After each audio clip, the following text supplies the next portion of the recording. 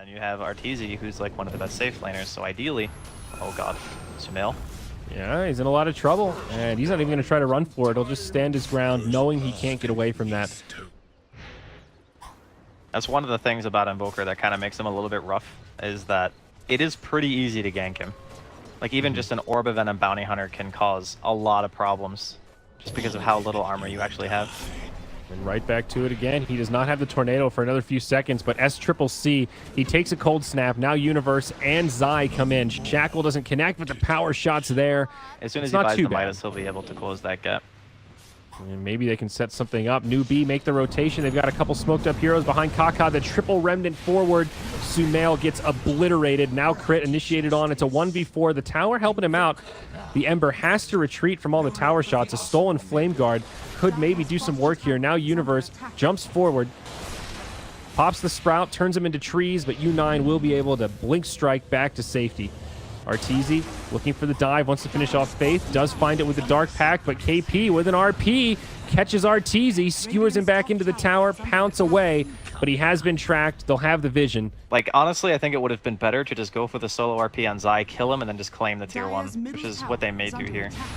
Oh, Sentry Ward comes down, they find Kaka. It's a great little pick off there.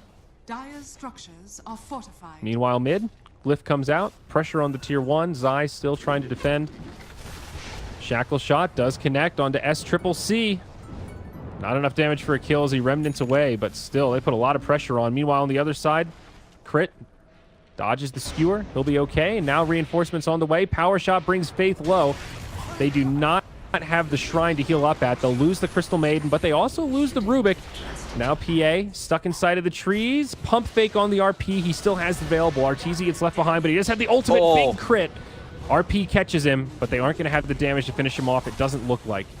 He doesn't have the invisibility to survive, and U9 actually does as he blinks forward. He's going to be surrounded. He does have Sumail behind him, but Kaka starting to scout things out. U9 and Arteezy bump right into each other. He gets a crit immediately. Arteezy has to use the ult earlier than he'd like, but PA taking so much damage from Sumail. Still just barely alive. KP comes in, does not use the RP. It's a pump fake. Aegis procced. Now Sumail in a little bit deep. SCCC doing a lot of damage. They will bring him down, but now that Arteezy's back, they finish off Magnus. Arteezy, though, deep into the tree line. He doesn't have any survivability tools here. He does try to leap into the trees. Is he actually going to survive? They can't find him. He's going to regen up, but crit will get brought down by U9. He's thinking about it. He's doing the math. He pulls out the calculator, the break to get things started. Now Universe comes in, and this PA just gets melted. Now this tier 1 mid in a lot of trouble. There is no glyph available for NEWBEE.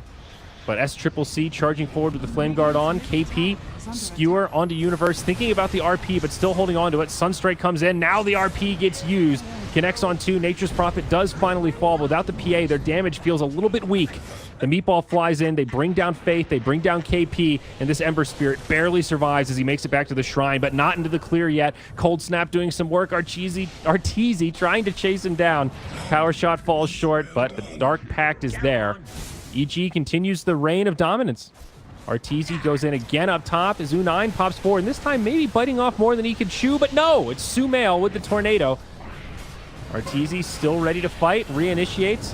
Crit joining the party, some remnants forward. They will finish off SCCC, give him a taste of his own medicine, but it's an RP again. KP sets it up, brings down the Rubik, but they just don't have the resources here, Draskell. NEWBEE are dropping like flies, and in the end, it's EG that come out big, losing only a support. And like you mentioned, like not having enough in the tank, it's because they killed the damage-dealing hero pretty much, and then almost U9 as well. Nice duels here. Poor Magnus. He's still not going to be able to survive through it, though. Just sets it up for the power shot. Is now Bounty Hunter getting pushed back as well. He'll get brought down. Double remnant forward. Finishes off Sumail as U9 blinks in. But where are the reinforcements? EG still have a lot of heroes alive. Faith channels the freezing field, but one more right click, and he's going to pay with his life for it.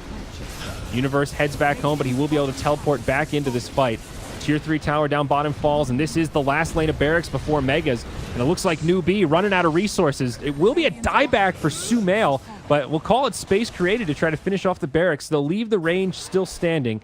That is the fresh BKB on U9. That's a 10-second charge, now on cooldown. Crit getting low, but able to make it back. They're pursuing pretty far out of the base. And this Ember Spirit, he's getting damn low. Arteezy will finish him off. Yeah, they get the Rubik, but at what cost, as they say? U9 gets the crit on Universe, but indeed does pay with his life. There is a buyback available on the PA, but...